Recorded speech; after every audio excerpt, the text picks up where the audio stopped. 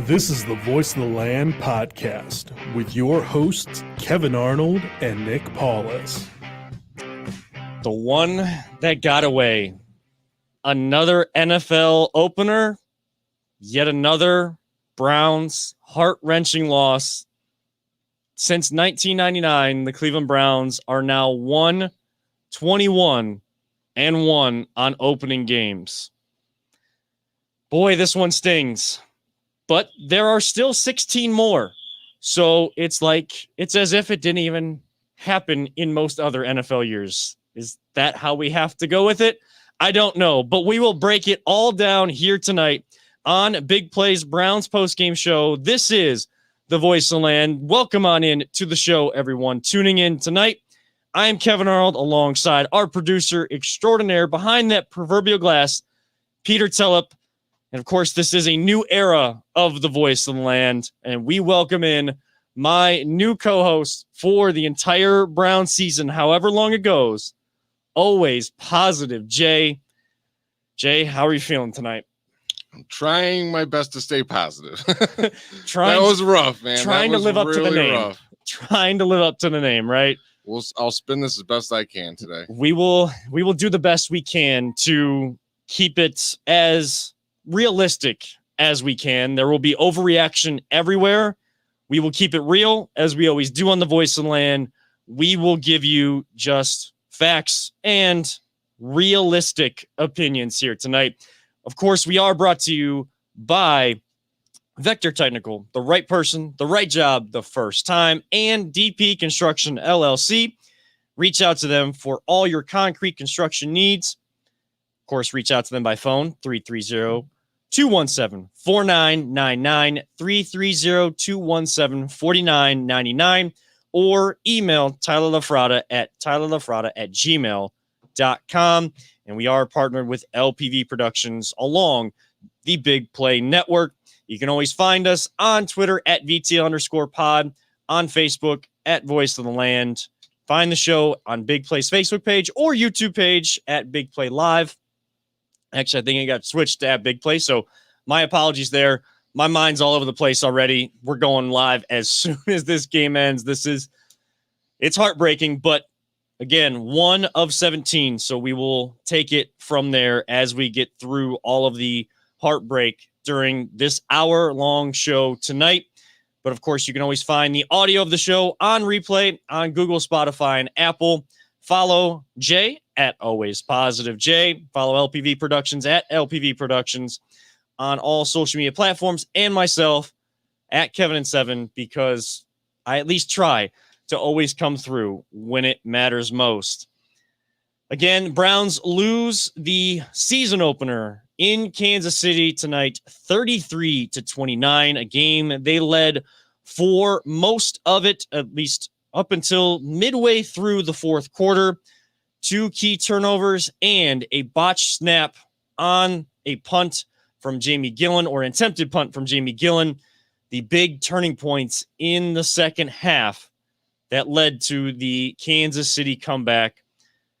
Jay, just as we are going to talk Browns all night long, we may get into some Buckeyes. I don't know how much heartbreak I can discuss tonight. It was a rough weekend for Cleveland sports. It was. My only saving grace was soccer, but I'm not going to do that here. I'm not going to. Everybody's here for American football. We're going to keep it right to Cleveland sports, Cleveland football, Cleveland Browns football. Where are you at right now after this loss? Give me as open. I wanted to win that so bad. I thought we had it. Yeah. Obviously, we did not win, and we gave it to them. We beat that team, but costly turnovers really did us in. But it's all right. It's game 1. Think of last year. What happened? How did you feel after that when we got destroyed by the Ravens? We should have beat the best team in the AFC. We just had a few mistakes, and you got to play your A game if you're going to beat the A teams.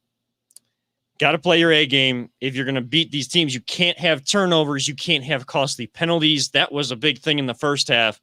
Clowney, Garrett, the 2 guys people really wanted to see on this defense playing a big role. They came up big to get the ball back in the hands of the offense with the sack on Mahomes on their last drive. but those offsides penalties, Mahomes with those, that off cadence, hut, getting them offsides, it always seems like Garrett is always involved in those offside penalties. He has, a few games a year where he's so antsy to get off. He wants to read the snap as soon as it hits so he can get off and use that power around the edge. They're using his aggressiveness against him sometimes. They are. And that's one of those little things that teams are going to adjust to this year because they know Myles Garrett. They know what his goal is. The goal is to be the defensive player of the year, to lead the league in sacks, to maybe even set a sack record this year, to help the Browns on this quest that they're on this season. Not off to the best of starts this year. Peter, I know you were here in studio watching with Jacob, your son, kind of go through your guys' roller coaster of emotions throughout that game. First half to what we saw in the second half, and yet another way the Browns find a way to lose or lose the opener. Yeah, I mean, the beginning of the game, I was pretty pumped up for it, and we had the lead, like you said, until about halfway through the fourth quarter. And I told Jacob, I said, I'm not gonna be calm until it's the end of the game. And if it's 2 minutes left in the game, we better have like a multi-score lead, not under 7 points or even under 8 points, because obviously the Chiefs are a great team. The Browns outplayed them. I mean, I think up and down the field, on offense, the Browns I thought they were great. But then, just the turnovers they kind of fell apart a little bit there. And I'm just going to chalk this one up as this to me is the final preseason game. So I'm going to look at us to go 16-0. I like that. I like that approach. I like that approach a lot. And the thing that sucks is looking at the other teams in the AFC North. We're going to be at the bottom there because I know the Steelers won and the Bengals won, and Ravens play. Did they play tonight or tomorrow? I think they play tomorrow night. They play Monday night. They play against the Raiders. Well, I guess I'll be rooting for the Raiders. I'd be rooting for the Raiders anyways because I can't freaking stand the Ravens. But yeah, it's gonna really suck if all three teams in the AFC North, the other three teams, get a win on opening weekend, and then we lose this one. And my initial reaction is this one actually hurts worse than last year's opener. Jay, tell me why I'm wrong. Well, they didn't get blown out. That's the bottom line. Last year, they looked like after game one, you were like, oh my God, are we going through this Freddie Kitchens type season again? You didn't know what the coach was or any of this. Like, I was petrified after that game. We bounced back. Stefanski got this team under control, and we went on a nice little run. I'm telling you, it's only game one. I'm not going to overreact. Like Peter said, look at it as a preseason game one. You hung with the best of the best all game long. And then it was a turnover, and it was like a snowball effect. And that once that crowd gets rolling there, man, it's hard to play there for sure. And we already have comments coming in on Facebook, on Big Play's Facebook page. Drew McDaniel saying, we don't look like we can close down the game. Probably would have gone differently if we were at home. I mean, true, because you have the crowd behind you. When you are on offense, the crowd is going to be quiet. It's going to give you the ability to work. And of course, for some of these guys, and even some of the guys that had an impact last year, and unfortunately, Jedrick Wills going down in the first half, getting injured again in Kansas City, not being able to finish that game, that has got to suck for him. Just, a fluky play, Jarvis scores a touchdown, but as, the blocks are happening, gets his ankle rolled up and has to go in the locker room, get that checked out, not able to come back out for the first half.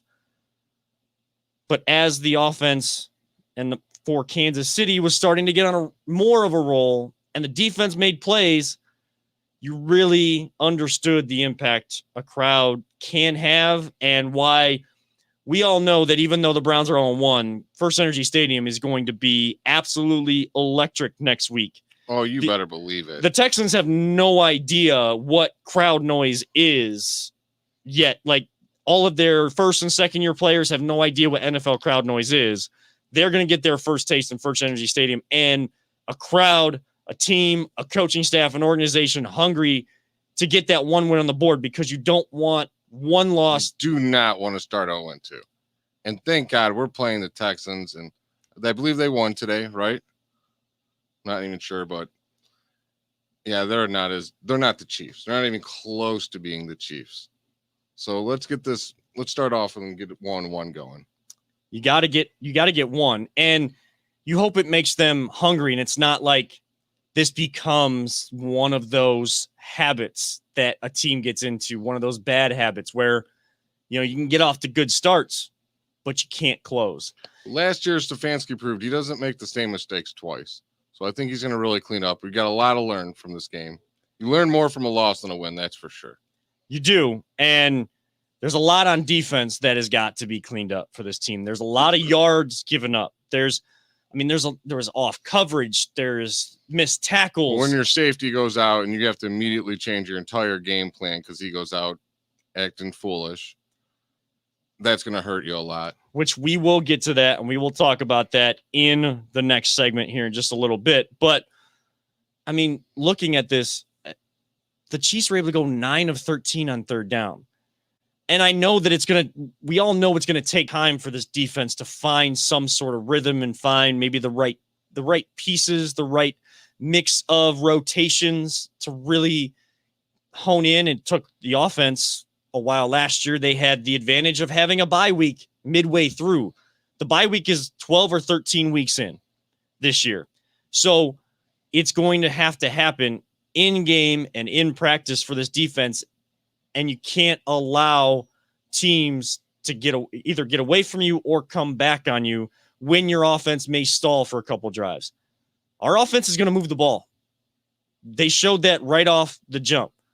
Now, of course, Kansas City won the toss, but our offense gets to come on the field. And what does this offense do? It shows you why they felt so confident to sit their starters in the preseason and what the second year in the same system can actually look like. It's not allowing one mistake to turn into multiple mistakes. The defense allowed one mistake to turn into multiple mistakes in the first half. You got to stop the snowball effect before it starts. Immediately, you got to get back down there, score or stop and whatever you got to do. But you can't let mistakes start piling on each other. So once that starts happening, it's in your head, and you got that crowd going like that. That's just a recipe for disaster. And you can't allow teams to continuously convert on third downs. Of course, the Browns were among the worst in history on fourth downs last year. Kansas City didn't even have to face a fourth down conversion decision or attempt tonight. But they went 9 of 13, almost 70% conversion rate on third downs. That you want to win games, you cannot have that. You cannot allow that to be a bad habit. That continues. Jay, we got to remember, though, this is a new defense, and they did just go against the best offense in the league.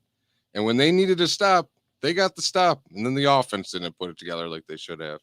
And it seemed like that was the theme of football in Ohio this weekend. Ohio State, they couldn't get off the field on third down. And then they finally got a stop. And then what happened to the offense? Our defense today looked a hell of a lot better than Ohio State's defense. Let's just be real. And two different levels of football. But, it's similar habits. And it just, for us fans of it, what we had to endure this weekend, tough. And there's different changes that have to be made for the college level for Ohio State and at the pro level for the Browns defensively, but it's got to be cleaned up. And the good part about that, though, you brought it up, Jay, this coaching staff doesn't make the same mistakes twice. And Kevin Stefanski is leader of that.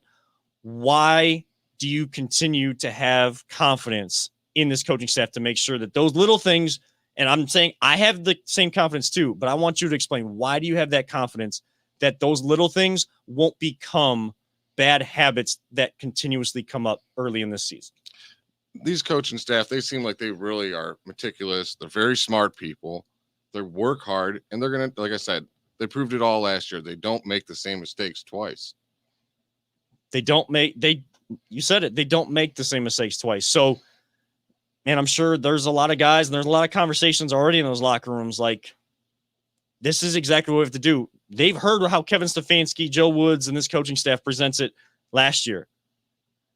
Hopefully now it's the players kind of becoming and taking on the voice of the coaches and being able to take care of some of this themselves because they know exactly what it means to be held accountable and to hold themselves accountable moving forward. Now, we do have to hit our first break of the evening. We will continue reacting.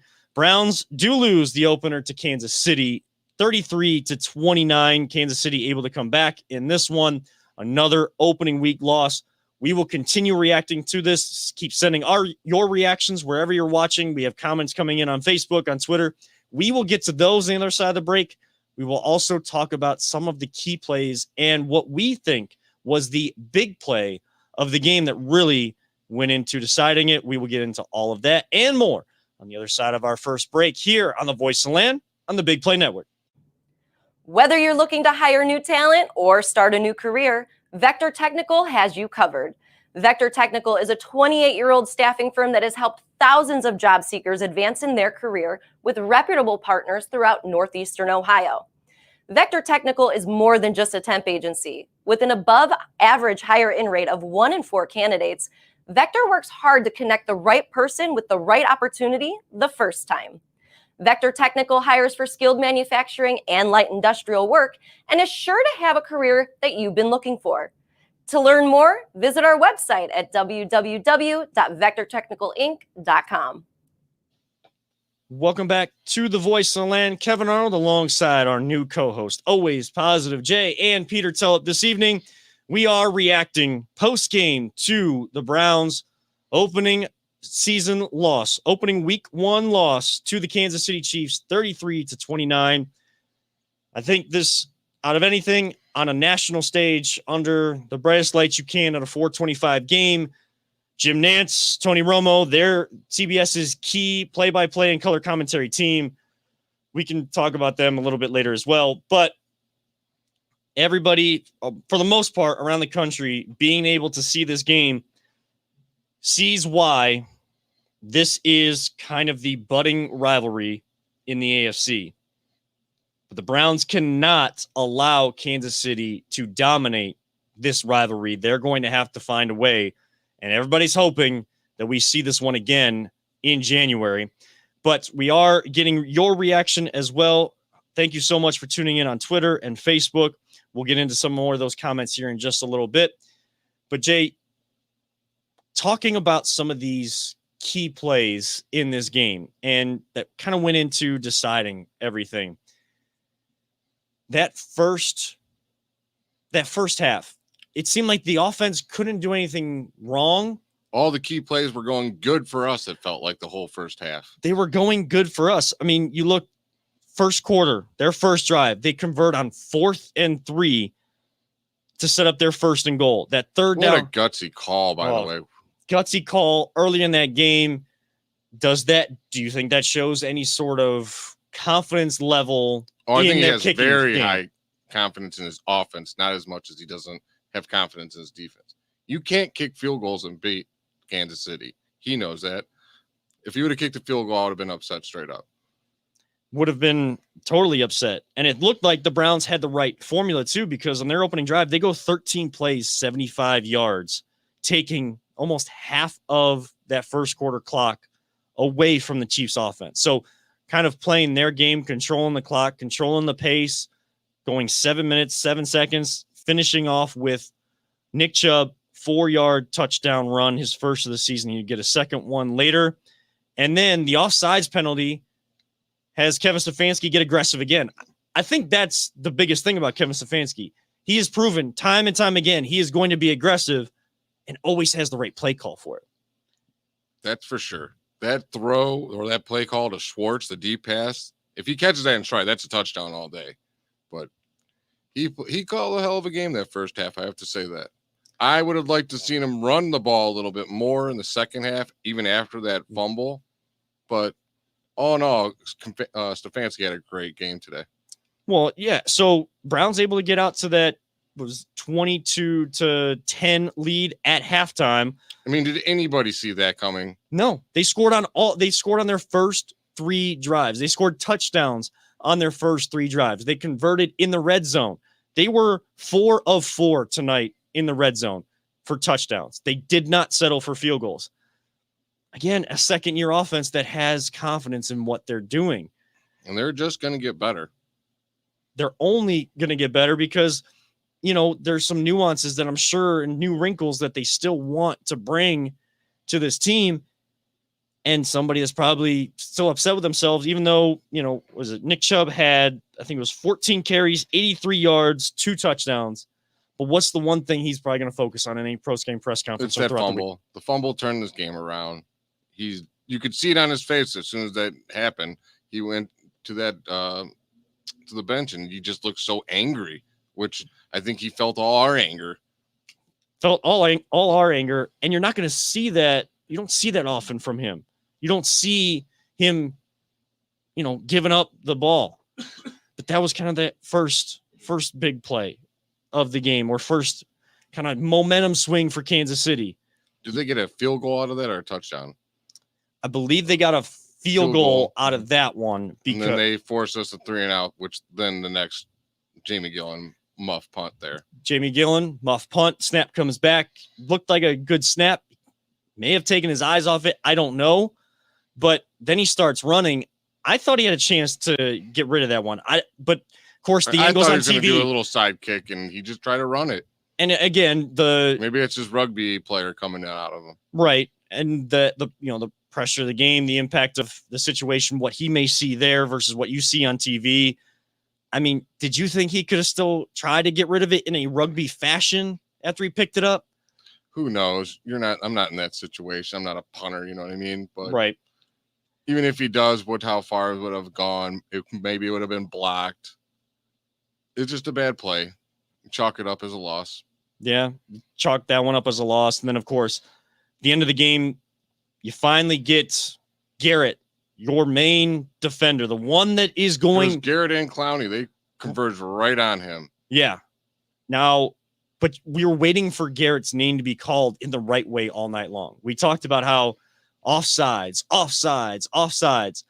not really making an impact. He was pretty good in the run game against Edwards-Helaire, but it was in those passing situations. Of course, what they were doing is we were giving such soft coverage. They were just throwing it underneath, which is easy for him because you don't give Myles Garrett any time for a sack. Right. And they were just beating us underneath all day long. Well, and, Patrick Mahomes can't do anything wrong in Jim Nance's and Tony Romo's mind either. If we make a good play, Tony Romo needs to go away. I've had enough of him. Is it Padone, I believe, said he's entering whose territory? Oh, Joe Buck territory. I thought it was hilarious. And again, it just seems like anytime Cleveland gets good at something, there's that other team that is sexier, that brings more of the headlines, brings more of the pizzazz to, what your broadcast can bring to the viewing public. So I get it in a sense, but it's like I'm trying to get into the professional world of broadcasting everything. And we're told, like, if you have an opportunity to call a game, call it as you see it right down the middle. There is no one side or the other. Call it fair and don't favor one team.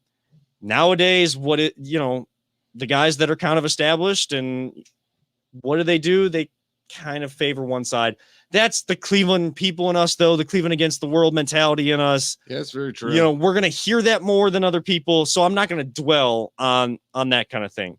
But, Jay, I do want to ask you, out of those 3 plays, so Garrett gets the sack, then Baker, of course, looked like he may have been trying to throw it away, but not enough on it, still makes the mistake, throws the interception at a key time. That ends the game. He was hit from behind. If I saw his leg looked like it got clipped. Yeah, it was either. As soon as I saw that, it was like I told you guys, it felt like slow motion, and I knew it was coming.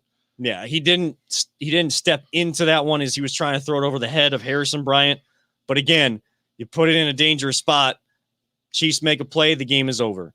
What is your big play of the game that really determined or may have swung the momentum to what the final result ended up being? I love you, Nick. You're my boy. But Nick Chubb's fumble was the big play of the game. The momentum started right there, and then the snowball effect started right there. After that, we did nothing positive, more or less, until the Miles sack. Other than that, that's what turns that game around right there. For me, big play of the game, it's the botch snap on the punt. Because while that fumble did start to swing the momentum, the Browns were able to answer the score of the Chiefs, and they were able to still get that rushing touchdown from Kareem Hunt. The Browns only had 4 plays offensively in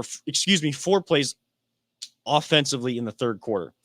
One of those 4 plays, the last one, was the 10-yard crossing route to start the 9-play, 75-yard drive that led to the Kareem Hunt 2-yard touchdown run, that 10-yard crossing route to Jarvis Landry. They only had 4 plays. Then they double that with the rest of the 8 plays. They double that within one drive to start. And you're thinking, okay, the momentum's starting to swing, but the Browns have the answer. Let's see if this defense, they found a way to kind of stymie Kansas City a little bit. Let's see if they can build on that. What happens very next play? The throw down, of course, it looked like it was like the game jackpot. I don't know if you ever played that, Jay. No. But growing up, we would always, someone would have like a football or, like some sort of just ball that they'd have in their hand, whatever you could find, even if it was a dodgeball, you just toss it up in the air and you'd call like 500, 200, and whoever caught it, they would get like that many credits. I've played something like that. We didn't call it jackpot, but yes, now I know what you're talking about. Yeah, so someone calls out jackpot, and if you get that, then you win the round, and then you get to be the one in charge of who or how many, what value every single throw, just chalking it up in the air, how much that's worth. That looked like a jackpot type throw that John Johnson III ran the same route as Tyreek Hill, but that would have been my honorable mention for a big play of the game there. That's why I bring it up, because John Johnson III, we bring him in to be a safety. He read the play well. He just didn't read it. He didn't read the ball in the air, the flight of the ball, as well as Tyreek Hill. Credit to him, makes the big play. So now we're starting to trade scores. Now we're really into 2 good teams trying to be. That's where it shifted to, where every time they would score, if we would have scored, we'd have the lead, and it really just shifted the game right there, big time. And it got that crowd really roaring. It got that crowd into it. I forget what they're even calling that stadium. I know it's Arrowhead Stadium, but it's something field at Arrowhead Stadium in Kansas City, which is in Missouri, not actually in Kansas. All this, whatever. I could go on and on. Just sounds dumb when you got to read that much for one place. But, then when the botch snap on the punt happens, and they're able to get the ball back at the 15-yard line, you just knew what was going to happen. You knew it. And that's where they were able to take the lead. It was a big-time backbreaker there for a second. You give Kansas City, Patrick Mahomes, with Travis Kelce, Tyreek Hill, and that offense, you give them 15 yards to get a touchdown, more often than not, 9 times out of 10, they're scoring a touchdown. You're not holding them to just a field goal. No. They're just too good on offense. And Patrick Mahomes doesn't turn the ball over in September, so that's really not going to happen. The first team to do that, kudos to you. If someone does that this year, you deserve a lot of credit if you're able to turn the Kansas City Chiefs over in the month of September, because there's just doesn't do it, apparently. There's just an aura about it. Just like how the Browns seem to lose the opener, the Chiefs don't lose in September. They don't lose a lot anyways, but they don't lose in September. They don't make the key mistakes. The Browns had 2 turnovers. They're on the road. Helps get the crowd into it. You know how many turnovers the Chiefs had again today? 0. 0 turnovers. I remember earlier when you said, what positives could you take or whatever? Yeah. You had, 2 turnovers, a botch punt, and how many did you lose by? 4 points. Against the best team in the AFC, possibly the NFL. But you were right there. But a game that you also controlled for the most part. That you gave away. It's backbreaking, but it can't be season altering. When you're a young team, you can't let this bring you down. You Right. have to learn from it and make it drive you even harder to work hard. And in the years the Browns didn't have much talent, and we went through all of the mediocrity and crap since 1999 before Kevin Stefanski and this organization came in. That backbreaking loss in the opener, even if you saw them feel like they were about to win and take the jaws of victory from the grasp of defeat, they would just give it away. This team can't do that because as talented as it is, you can't allow the mental side of the game to wear on you to the point of, oh, well, we're leading in this game. Is something going to happen? Is something going to happen? And that's not the culture they have anymore. But those are where one season of greatness with an off season of hype can turn into either a season of much higher levels of greatness, possible championships, or can turn into woe is me, same old Cleveland. We want the high level of greatness and championships.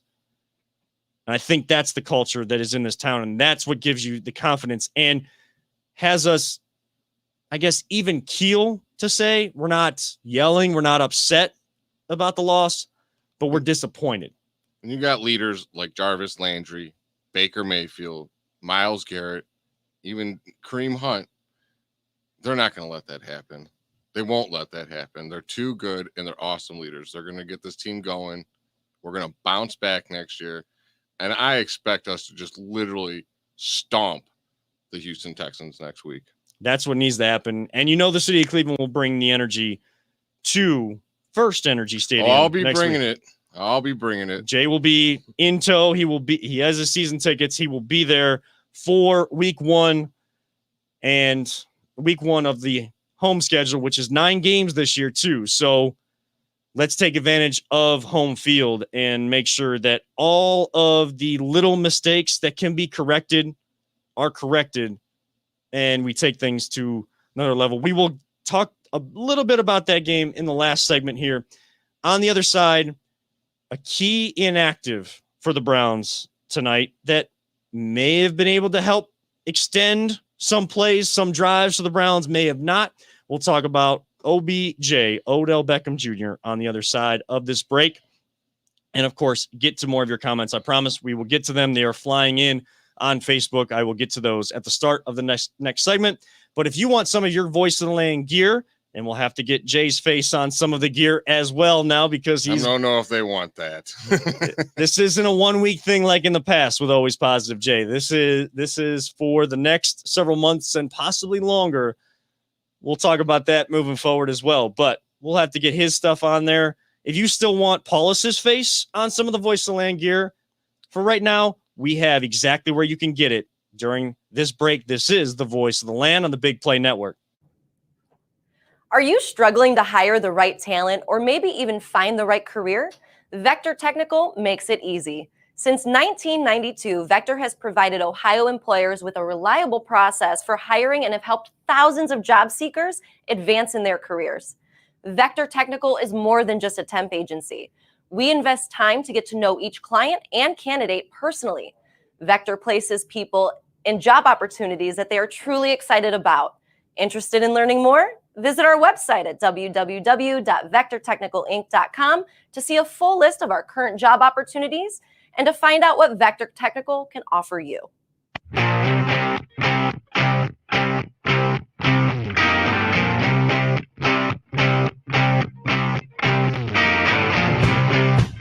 Get your gear at voiceoftheland.com/shop.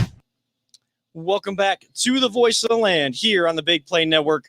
Browns post-game coverage here on the Big Play Network. Kevin Arnold, Always Positive Jay, and Peter Tulloch alongside you. And Peter, I haven't kind of asked you, what was your big play of the game. We talked about several of them. I know, Jay, yours was the Chubb fumble. Mine was the Gillen snap, giving Kansas City that short field, able to take the lead on that touchdown. Where was the difference in this game? Because we know the NFL comes down to one or two plays when it's decided in such a close manner. I think it was really the combination of the two. Just, happening as close as they did, the Chubb fumble that we should have been able to bounce back from. But I think, you compound that with the bumbled snap or punt, however you want to call that. And that it was just a massive momentum shift. Yeah, it was a big momentum shift. It was letting that, I think that got into the players' heads. It really, like I think Jay said, and the crowd got the crowd into it. That crowd was quiet. Baker shut them up that first half. And they came out the second half and they made the right adjustments big time. Yeah. And if we would have been able to trade blows with them, I think we really should have won this game. It's a weird feeling because we didn't get blown out like last year's opener. This is, one of the best, if not the best team it's probably the best team in the AFC, if not the best team in the NFL. And we should have won it. And yeah, we made mistakes, and I think Stefanski's going to get, that stuff corrected. And, leading into our conversation here, we have some, weapons that weren't in there today. Yeah. Now, I mean, some of the comments coming in on Facebook too about some of the plays we talked about. Drew McDaniel also, chiming in again, saying, of course, Tyrod Taylor, Texans QB right now. So, or Tyrod Taylor, however you're supposed to say it. It's Tyrod. Saying we should be able to take them. Third down in the second half. Those were going Chiefs' way. Terrence Spencer chiming in with that. And then Michael Hill saying that defensive line actually did look good. The secondary needs to contain much better, especially on third down. It seemed like they were playing very soft. They were afraid to get beat deep. And they just gave everything underneath. And they just dink and dunked us to death, except for that huge one from Tyreek. I mean, and there's playing off coverage and soft coverage and not getting beat deep and being afraid to not get beat deep. But once you get into the red zone, besides that big bomb from Mahomes to Tyreek Hill that ended up getting beat deep, even though John Johnson III had pretty decent coverage there, just Hill read the ball in the air a lot better. Again, kudos to him. Once you get in the red zone, it's got to tighten up. And it just seemed like the misdirection and some of the motion that the Chiefs have always done, they were still playing off coverage down there close to the end zone. And you dump it off to Kelsey or Tyreek Hill, and they're right there. They're getting into the end zone or making a big play to set up 1st and goal at 3. And then very next play, Kelsey's going in. At some point, the coverage has got to get a little, get tighter. You got to be able to play some press at some point on the field. If you're going to keep everything in front of you and be a bend, don't break, but you can't break and allow them to score a touchdown. That part I didn't understand, but again, I mean, what defense has ever stopped this offense? Outside that Super Bowl last year when their 2 tackles were out and they just couldn't protect Mahomes. No defensive yet they've figured out how to stop them. Yeah, and this team already winning a Super Bowl and then losing one last year, they're not going to have that second place hangover that you see from some teams that just get in that one year and you kind of forget about them because then they don't have a very good year the next year. They have a hunger because they've all tasted the ultimate success. They had a chance and they let it slip away last year. They are motivated to get there. Yes, the Browns had a little taste of some success last year. They don't know what it means to get to the mountaintop, but you still got to have a little bit more sense of urgency and will to get there. Michael Hill also saying definitely made a statement in the first half, but got to work on finishing. So finishing is going to be the big thing for this team in bigger games. That's what I want to see Baker work on the most. You got to finish against the good teams. You can beat the Texans of the world all you want, and if they're able to get to 1-1, you still got to get to 1-1. So because I'm pretty sure Houston won today. So they're 1-0. They're feeling pretty good in their locker room. You win one in the NFL. What do you want to do? You want to win another.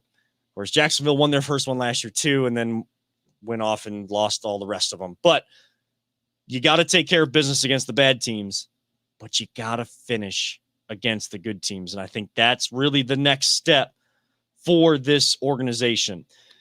Now, someone that may be able to help them finish, Jay, you were talking about this in the break, Odell Beckham Jr., who we've seen videos of. He looks like he's back. He looks like his old self, but he was inactive today. Do you think, you asked me the question, do you think he makes that play with the one with Schwartz? With Schwartz. When he went up and the guy knocked it out of his. Yes, I do think he makes that play. He's got some of the best hands in the NFL, and he's not a young rookie like Schwartz. So I'm not going to blame Schwartz today because he had a hell of a game. But yeah, I think Odell makes that play right there, big time.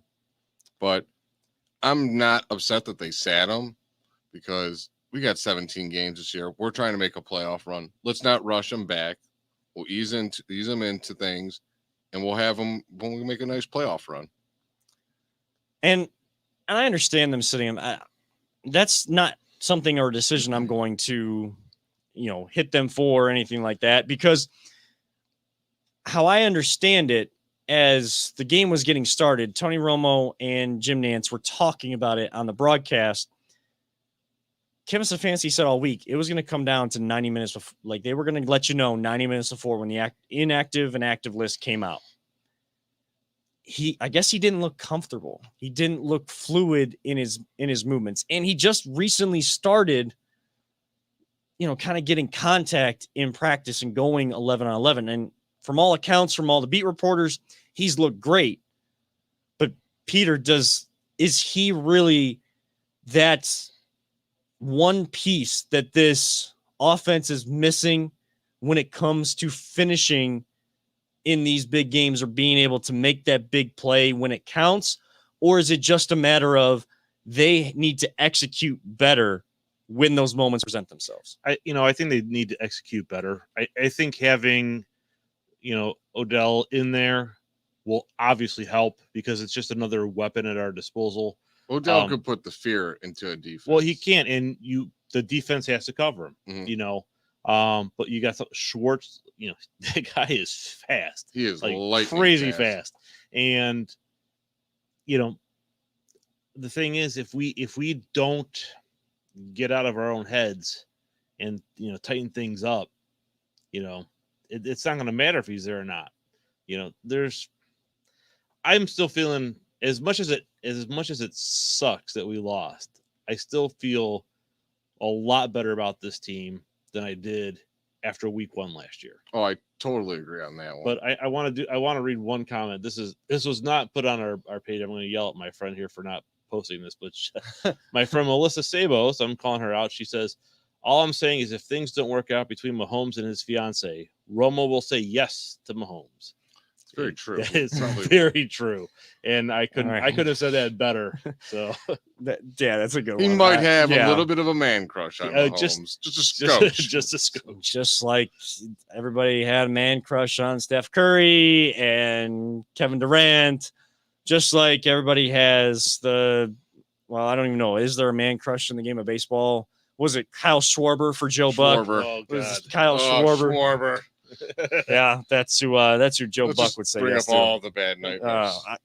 Hey man, it's never a good Sunday once NFL season starts and the Browns lose. Oh, I told you I had to get all my swearing and anger out of me on the ride here. Like I was as upset as can be, but you got to get over it. It's just week 1, man. Yeah, you do. And I think week 1 last year, I think that's why there's not a lot of angst or, overreaction Sunday night into Monday, hitting some sort of panic button about this. Of course, you don't want to see your quarterback throwing the ball away at the end. He is trying to throw it away to, live for another down. But, it's something where, does he need to step up sooner in the pocket? Does he need to feel that pressure behind him a little bit more? It's those moments. Of course, it's going to be used by all of the pundits out there that have always used everything against him, but it's still a question. Can you come through in the big moments? He has some comebacks in him. He's had some. He needs to do it in some big games. He's got to do it when the lights are brightest. I mean, when we punted at the end there before, did you think we were going to stop Mahomes? No. I was like, I didn't even want him to punt. I was like, you can't stop him. The dude's unreal good. And then we did. Baker needs to get to that point. Well, when you know he's going to go on the field and you need one last drive, you have 100% confidence that he's going to pull through. And I want the opposing fans and the teams to feel that too. He's going to get there. He's still young. He's still He young. had a hell of a game. Made one bad throw. I mean, you look at his... And he was hit on it. Yeah, he was hit on it. You look at his line, 21 of 28, 75% completion percentage, 300... With his left tackle going out early again. Left tackle going out. Luckily, Chris Hubbard is back from injury this year, so you have another guy that has a little bit of chemistry along that offensive line, knows the guys, has good communication with them, but in a different spot than where they used them last year. Kind of, that Swiss Army knife, that utility player for that offensive line. And you got Coach Bill Callahan. You're always going to have a good offensive line. Baker also had 321 yards through the air. Now, he didn't have a touchdown. So now his touchdown ratio, if you only look at that as the only stat, it's 0-1 touchdowns, interceptions. You know who's going to look at that. Those people don't matter. What matters is this city. What matters is this football team making sure that one loss and the little mistakes, as we said before, don't become snowball effect. Don't get compounded with more similar mistakes moving forward. They haven't shown they've done that in the past, and we don't expect them to do it moving forward. But it's still got to be said, you can't do that moving forward. If you want to be elite, you have to play 4 quarters of perfect football to beat those elite teams, especially when it comes to playoffs. Yep. Like, let this be a lesson for them. Yep. And you can't just talk about it. You got to be about it. But we will talk about what they talked about after the game. We have one final segment, and we will look ahead to the Houston Texans. Is it a must-win situation already for the Browns in this 17-game season in what we hope is still a special year for the Browns? We will talk about all of that and get to as many comments as we can on the other side of this break. Of course, you are tuned in, listening, and watching the Voice of the Land on the Big Play Network. Are you looking for a career in manufacturing? Vector Technical has you covered. Vector Technical is a 28-year-old staffing firm that is partnered with some of the biggest and the best companies throughout Northeastern Ohio. The recruiters at Vector Technical will coach you through the entire job process and will help you land an opportunity that you are truly excited about. Vector does not add any additional fees and offers benefits as well as free online skills training through Penn Foster. To learn more, visit www.vectortechnicalinc.com and make sure to check out our job board to see a full list of our current opportunities and apply. Oh man, the conversations in the break really are awesome sometimes and can bring a smile to your face. The show behind the show. The show behind the show. Jay was talking about how, because we pull back the curtain on the show. We don't try to. Of course, why not? We don't leave things in the break. We don't, of course, if there's any words flying around that should not be on air, we don't air those. And I'm sure Jay has been holding back on some of those today. Yes, I have. But Jay, you posted the tweet earlier for your my pregame hard analysis. analyst. If you're going to win the game today, you had to score more points than the Chiefs. I mean, that was their key to they the game, did it. right? It was the And key you to the game, lost. right? It was the key to the game. Yeah. I mean, the biggest key, they didn't come through. I give you the hard analyst here. Like, I come with the real stuff. Hey, the Voice of the Land is where you gotta go now, especially with always positive Jay on the show, Kevin Arnold, of course, and Peter Telep also here with you. And we said we wanted to get to some of the quotes. Now, we were talking about Odell before the break, and Stefanski said it was actually 50-50 he would play. And this is courtesy of Jake Trotter on Twitter. Apparently, after going through that warm-up cycle we talked, they were analyzing. He told Stefanski he wasn't feeling it, wasn't feeling like he could have the impact that he knows that he can have at 100%. So, but Stefanski did say it's still possible he plays in week 2. So that's still good to hear. Well, an athlete like him, he knows his body better than any doctor can even tell him. And if he wasn't ready to go, it's brave of him to actually do that. I commend him on doing that. It's not, trust me, you don't think he wants to play against them? He wanted to play. He wanted to play because he saw what happened last year. He knows what he could have done to help in that playoff game the way it went last year. And another opportunity to play against them, goes by the wayside. But He's looking at the big picture. This is a marathon, people. This isn't a sprint. So if you are distraught tonight, I understand, because this one stings. That's what Baker said too. I think I posted it out there. So everybody's kind of saying that. Everyone just crack a cold one tonight, and tomorrow you're allowed 24 hours, as they say. And then we're on to Houston. We are on to Houston. And I think the 24-hour rule is important. It's probably going to sting tonight. It's going to sting at work tomorrow. Mondays already suck as they are. If you've ever seen Office Space, we're all going to have a case of the Mondays and then some on the Browns, after the Browns lose on a Sunday.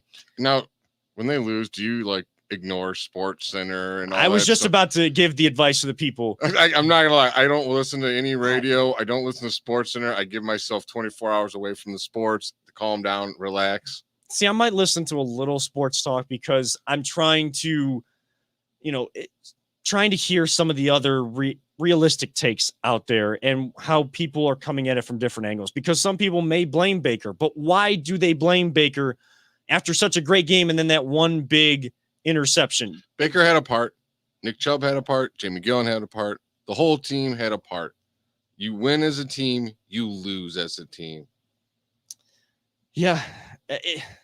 But Baker said it. A lot of people said it. It stings. Give yourself 24 hours.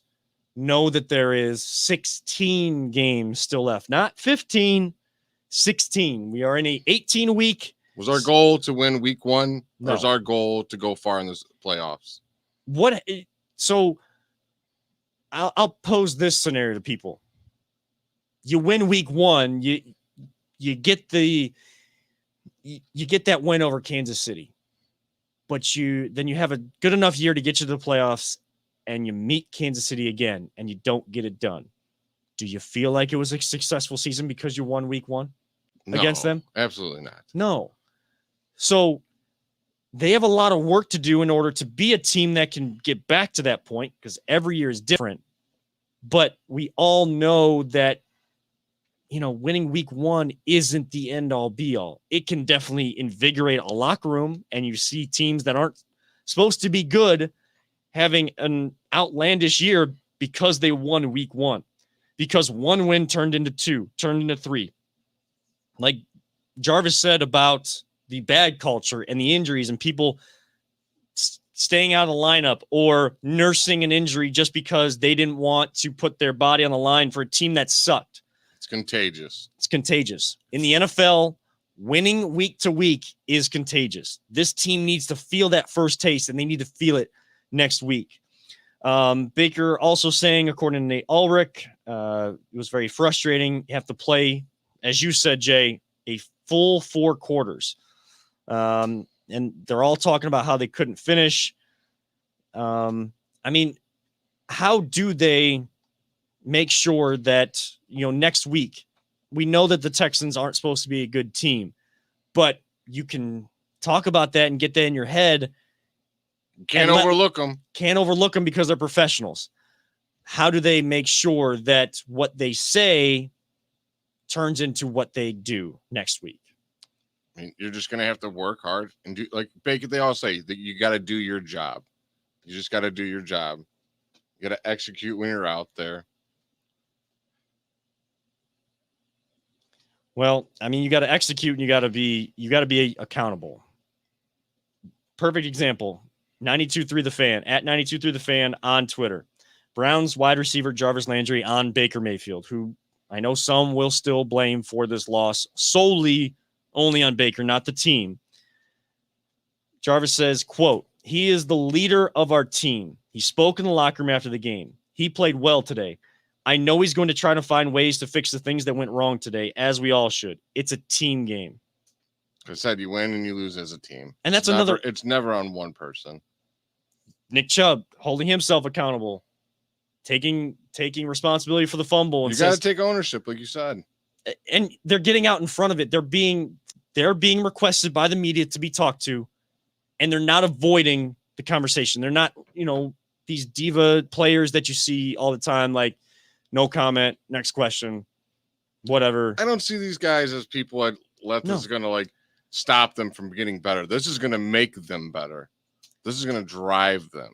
And there's they're no pissed off for greatness. And there's no egos. Like there's nobody saying, like looking at Baker on that team thinking, oh, there he goes again, throwing, man, this is the weak link. Why am I putting my body in the line for this guy? I'm so good.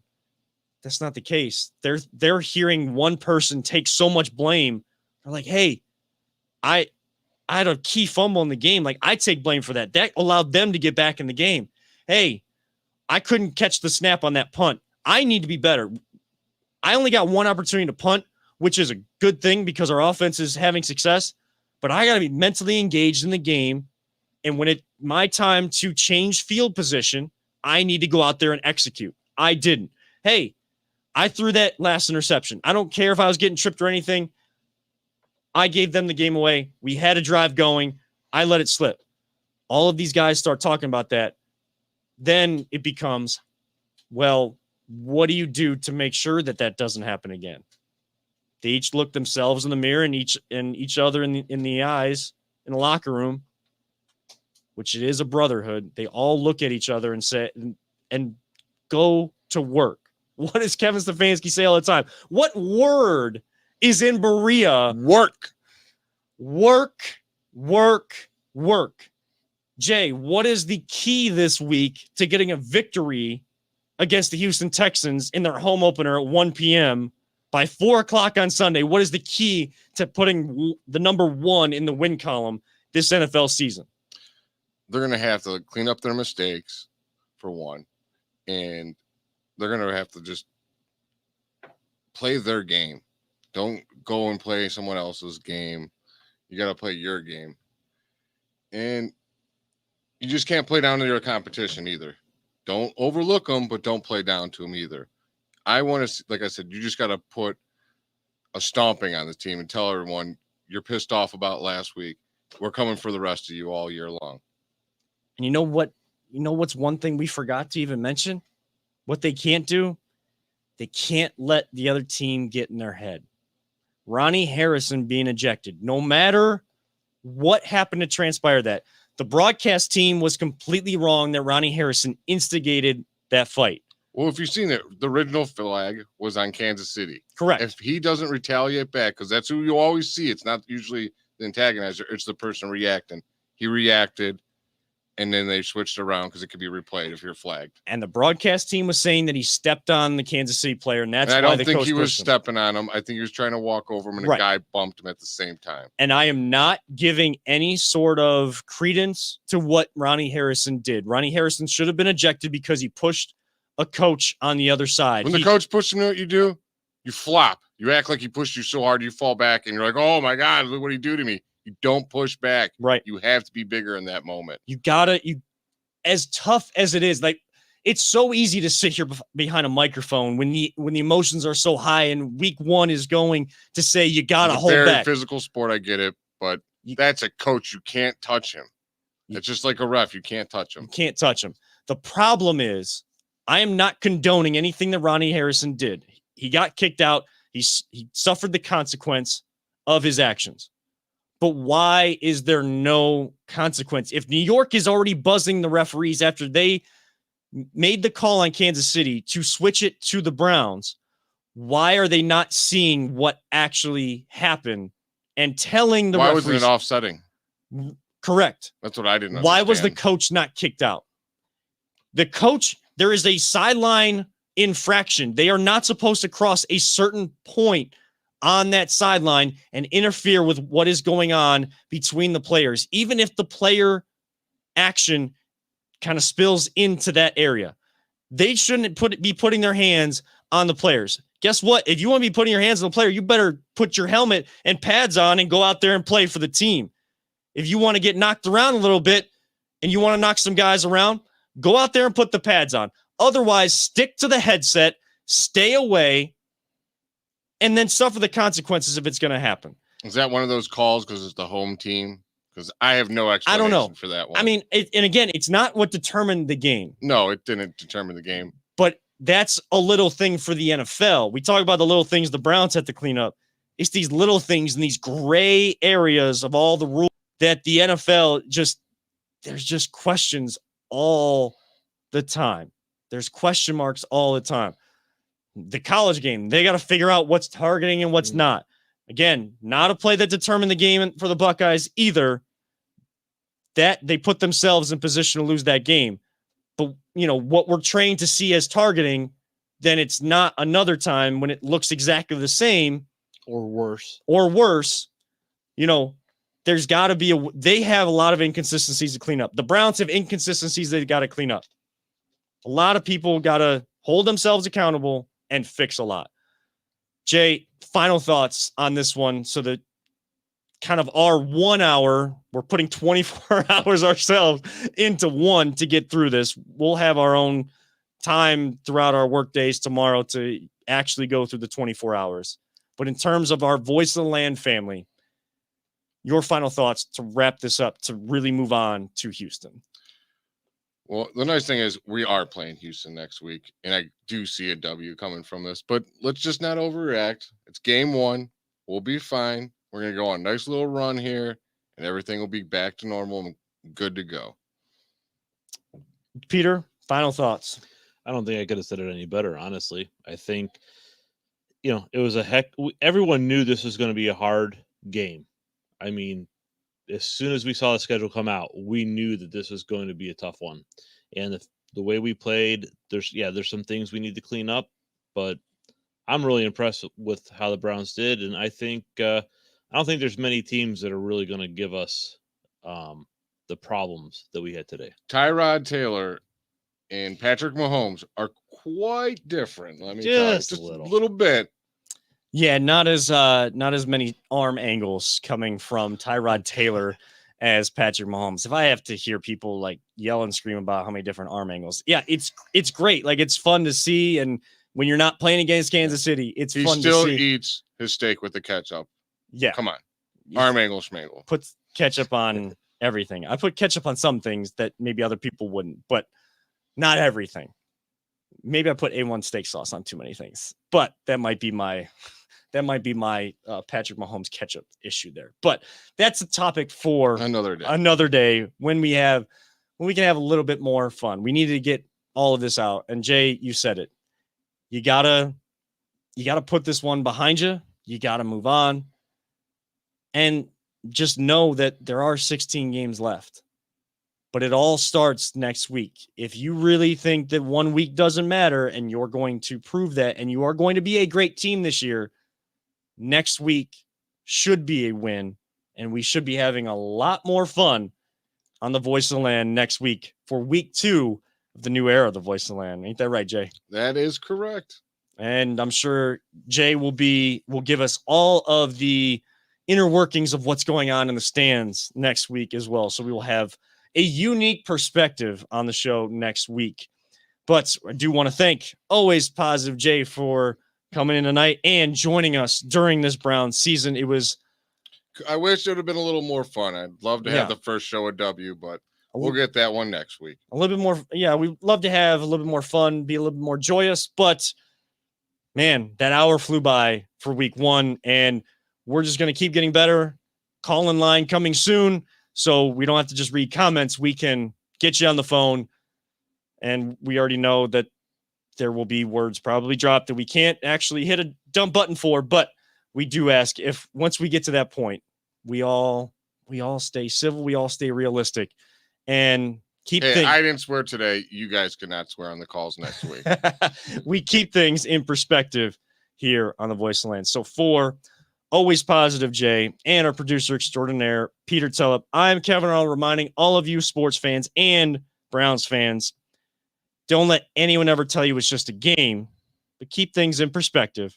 And we love you all 3,000. We will see you all next week at 7 p.m. after the Browns and Houston Texans in week 2. This has been the Voice of the Land on the Big Play Network.